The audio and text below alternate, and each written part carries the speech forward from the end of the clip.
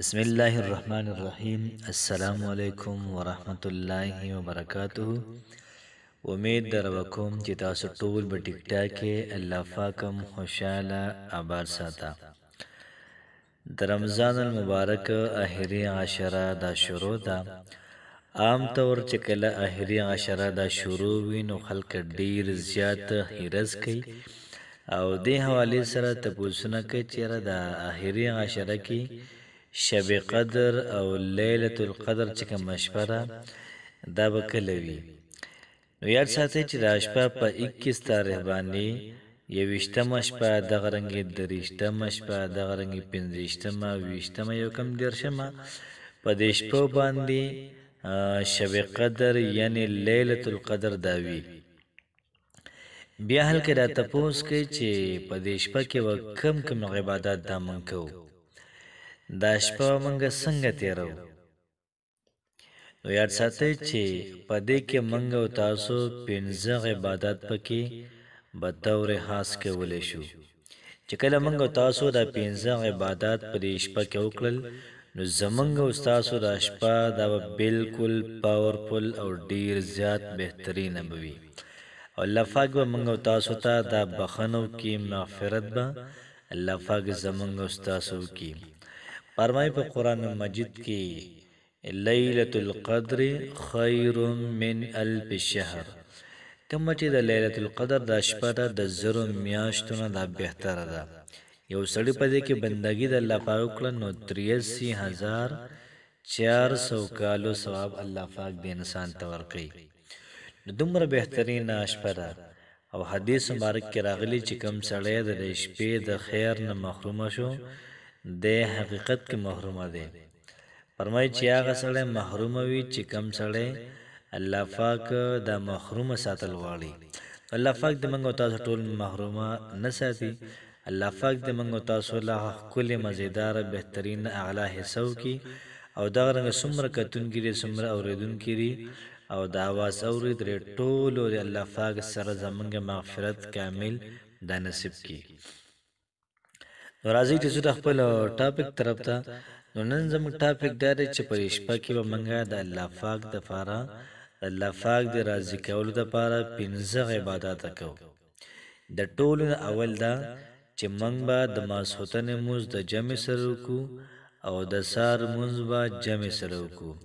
حدیث مبارک کې راځي پیغمبر علیه الصلاۃ والسلام فرمایي چې کم سړی د ماسخوتن موز د جمع سره وکړو او د سار منځ جمع سره وکړو دې انسان ته الله پاک د ټول شپې د بندګۍ ثواب ورکړي.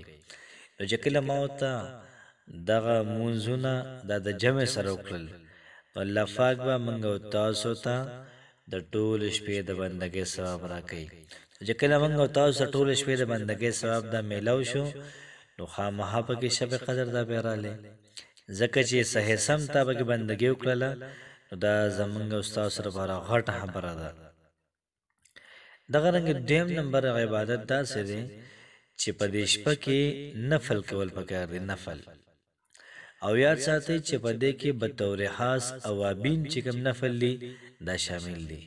کله موږ د ماښام مونځ کو دغه نه بعد فورا سمدس شپږ رکعات اوابین دا موږ وکړو. په عام ورځو کې او سړی اوابین شپږ رکعات نفل د ماښام نه بعدو کې الله پاک ته د 12 کالو د نفلونو ثواب ورکړي. و چې بیا د اوابین پر رمضان المبارک کیو کې بیا په کې د لیلة القدر شپه وي نو الله پاک به د انسان ته څومره اجر او ثواب دا ورکړي. دې اندازه محترمو انساني دماغ او مازغه دای نشي لګولې. دویم خبر زمنګ دا شوله چې موږ په دې کې اوابین کو یعنی نوافل به په دې کې وکړو. د غرنګي ورپسې خبر زمنګ دریم نمبر دارا چې موږ به په دې شپه کې صلات تسبیح مونږو دا لازمونو کو. پس صلات تسبیح باندې زمنګ ویډیو شته او هم مزیدار اعلی مکمل طریقه په کې موږ خودلې ده او تاسو درغه تفسیر په سکرین باندې ښکاری د ویډیو ده. دغه رنګي دریم نمبر خبر زموږ دا شوله چې صلات تسبیح مونږو دا په دې شپه کې وکړي. دغه رنګي سلورم نمبر خبر ده چې موږ بشپا دا په 3 حصو کې وکړو. یو حصہ موږ د قرآن مجید تلاوت وکړو، دغه رنګ بل حصہ موږ استغفار وایو چې کوم استغفار تاسو له درځي دغه به وایو. ورپسې په بل حصہ کې د الله پاک حمد و ثنا او پیغمبر علیه الصلاۃ والسلام باندې مد درود شریف وایو. حمد و ثنا مطلب سبحان الله ویل، الحمدلله ویل، لا اله الا الله ویل، الله اکبر ویل، د الله پاک حمد و ثنا او تقدس او پاکی شولا. او دغه رنګ پیغمبر علیه الصلاۃ والسلام باندې درود شریف ویل. دا څلورم او پنځمه خبره زمونږ دا شوله چې سار کې به وختي پاسېدل یا دغه رنګ نو د کدل او تهجد کول. چې تهجد مونږ وکړل زمونږ 15 خبرې دا پوره شولې. نو چې کله په 15 خبره مونږ پوره کړلې په دې شپه کې مونږ باندې شب قدر رالی، الله پاک به مونږ او تاسو ته بخښنه کوي. فرمایي چې په دې شپه باندې جبرائیل علیه السلام د فرشتو د یوې ډلې سره د ځمکې ته راکوزېږي او کم کسان پکې د الله پاک بندګي کوي، کم کسان په قیام ولاړ دي، د ټولو سره په خیرالۍ کې د ټولو سره شاباسي او محترم د یو قسم لوي. او الله پاک په دې ټولو فرشتو باندې یو قسم له پهر کې ای زما فرشتو زما ټول بندګان ما ته ولاړ دي، تاسو وی چې دا بنده م پیدا کو ورشه زما بنده ته ور ټول ما ته ولاړ دي، ټول ما ته رکوع کوي، ټول ما ته سجده کوي، ټول لاسونه برای کړی دي، تاسو وی دا م پیدا کو. الله پاک یو قسم له منګو تاسو باندې پهر کوي. شپږم نمبر کار پکې موږ اډ کوو هغه دا چې بل شپه کې سنا صدقه سړی ورکي د ماهم نواله د پېشمنی پورې کو د صدقې صورت د پیسو وی یا د غرنګي کو پیسې چا سره نوي نو چاله چواري والی چاله مثال وتور بل سره خوراک سیز والی، مطلب دا چې چاله سور کی نو صدقه به کې سړی لګو کی نو بالکل محترم دا ډیره زیاته فاور پر ډیره زیاته زبردست او اغلا خبر زموږ لپاره. نو یاد ساتئ چې شب قدر د شپه د ډیره زیاته د قدر ده.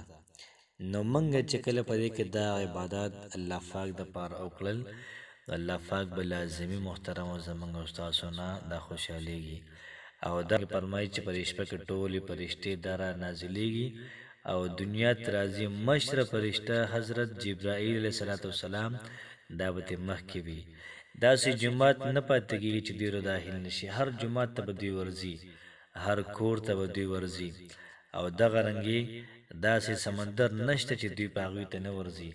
نو هر سمندر ته محترم دا ورزي چې کمزه کې حل کړي نو ارزه ته دا پرشتي ورزي.